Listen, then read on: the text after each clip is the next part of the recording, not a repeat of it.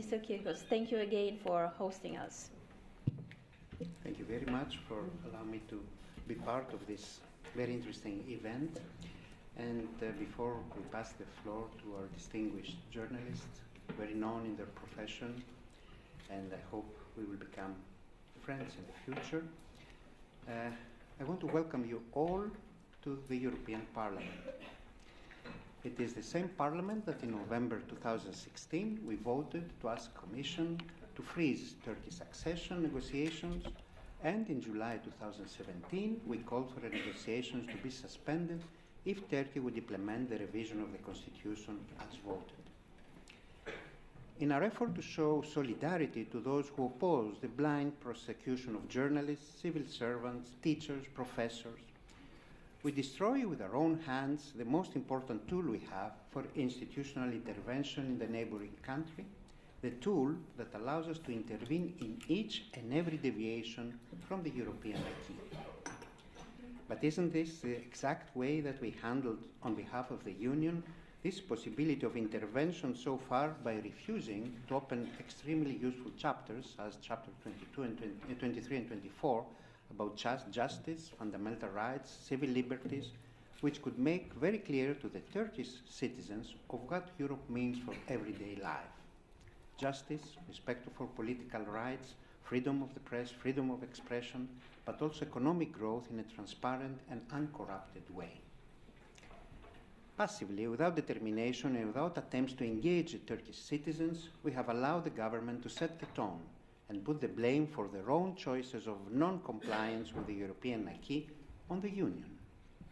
And now that the pro-European voices in Turkey have been virtually silenced, now that the violation of elementary rights has become a daily reality, we are wondering what went wrong, what we have to do from now on. It's a complex situation, and this is why we have invited here today the protagonists themselves, in order for them to describe to us their experiences, their needs, and their suggestions. Before we start the main part of today's event, I would like to share with you an experience and what I learned from it. I was 8 years old, when soldiers broke down the door of our house and dragged my journalist father to prison and then to 52 consecutive trials. It was the start of our 5-year-long dictatorship in 1967. My mother was a doctor, and while she was kicked out of all clinics, she managed to raise me by creating and selling artifacts and clothes. All this could have resulted on a devastating effect on little me, but they did not. The reason they did not was that we were not alone. Many people were in jail, but many mothers, relatives, and friends were outside, creating networks of solidarity and support for the kids and for those in need. And also, there were many more abroad, showing solidarity in many different ways, with letters, parcels, visits, and events. We were not alone, and people in Turkey are not alone and should never be. But it is time to try and define specific projects that we can undertake to help. So, thank you again for being here. Maybe a last question to Mr. Kirkos. The panelists said the Parliament knows better what they can do, and also there was reference to some MEPs who actually personally traveled to Turkey to monitor trial, to be there, show support, and so on. Do you think the Parliament knows, and what would you recommend the Parliament to do today? Thank you. I'm not sure that the Parliament knows, and as I have discussed a lot with my present friends, Mr. Papadakis, Mr. Kefalogiannis, who is also the chair of the JPC, and Mr. Grammatikakis, we're trying to find out. But what is most important is that even with our vote for freezing negotiations, we're just asking the Commission. We are not putting our stamp on these policies. What we can do, except from being present in Turkey when we can and how we can, or pushing for more institutional dialogue, because it's always good to have a step to express your opinion, and now the JPC is frozen. We could use these funds that are, as Mr. Girid said, the funds for the accession, which allow me to make a parenthesis. The Budget Committee will give us next week the chance to vote to cut an extremely hard cut of 100 millions in a total of 4.5 billion. So it's just a way to express our annoyance, but it's not something that will hurt anyone. I don't believe that actions like these are useful. They're totally useless. What we have to do is to try and channel these funds more to civil society, as we already do, but to do more on that, and not just to try and give signals of our determination, which is not in place. So, channeling the funds to supporting civil society, people, specific projects. We had a discussion, Mrs. Ferran, from DG NEAR, and maybe the Commission would like to have participation in this discussion. This is what we should do to try and help democracy in Turkey, because these funds allow us to do that. And this is also another argument why we shouldn't freeze this bloody procedure, because it is a tool, and every tool must be used. Thank you. The MEP engagement is strong in Turkey in the issue. We see visits in the country, participation in the discussion and the dialogue we have inside the parliament. We want to show solidarity. In my opinion, we show it in a wrong way, but it's coming from the need to do something. I think it's especially important, the financial support, because it can allow people to survive and do their jobs. For the political support is also about what Celine said. We don't know what Erdogan's plans are, but if we see any intentions of getting back in track, we must be there, and by being there we can exercise more political pressure, because Turkey, I mean the government of Turkey, has no interest in doing the reforms by itself, but only if they are part of a bigger strategy. And the reforms, which are not only in the plane of democracy, but also in the plane of economy, which influences, strangely, the plane of democracy, though, will be very important for the Turkish state, because the door towards Russia, China, India, in my opinion, is not as open as it seemed, and the door to the Middle East is shut for the moment. So the strategy of the Turkish government failed in the last years, and trying to find other ways show more and more difficult. So, in my opinion, the best solution for Turkey is to get into track with the EU. It is very difficult, though, and if we can put any pressure on that direction, it will be very helpful. Now, about the Lausanne Treaty, as being in a neighboring country, that our borders are defined by the Lausanne Treaty, and not only our border, but also our Muslim minority rights, etc. In that, I fear that Erdogan in this issue was defensive. I mean, he's very afraid, and not only himself, about the possibility of a Kurdish state on the south, outside his borders, or God knows where else. And all the discussions about Syria is linked with the Lausanne Treaty, because it governs all the borders of Turkey. And we are very clear, we don't want this treaty to change in any of the borders, because it will bring problems to the other side. So I don't think that actively Erdogan wants to change the treaty, but of course, you know, President Erdogan, he's always more outspoken, and he always puts the problem in front. So no, I don't think Lausanne Treaty is in danger now, but we don't know what will happen in Syria, so we must have our eyes open. Allow me to thank the presence of my friend Stelios Kouloglou, an MEP from Greece and also from GUE, who is a distinguished journalist in Greece, and also Yanni for the question, because also the press organization, international press and labor organization, should have an eye on Turkey and try to support their members when they are fired.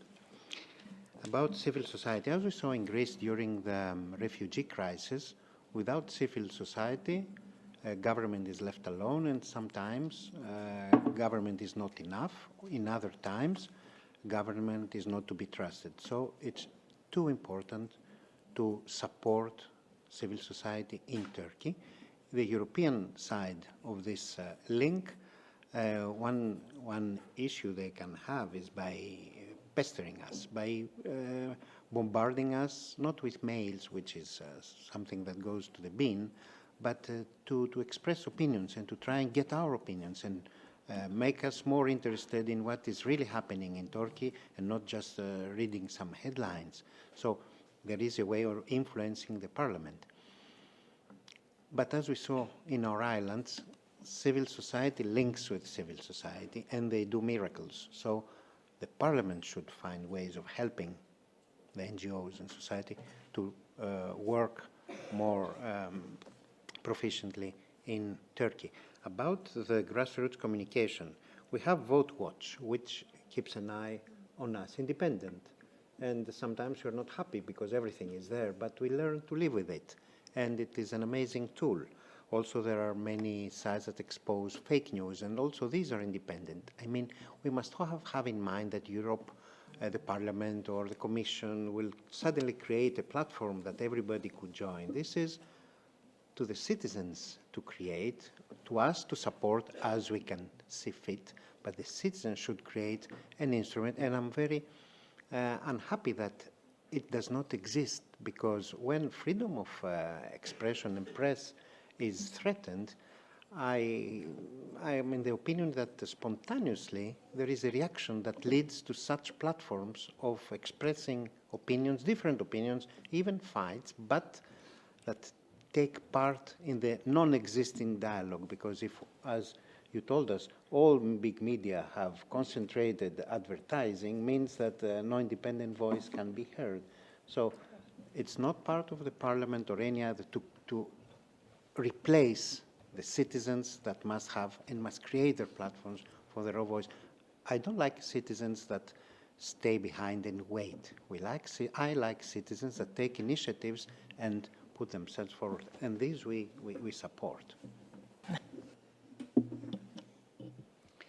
2 points. One, from the question of our friend.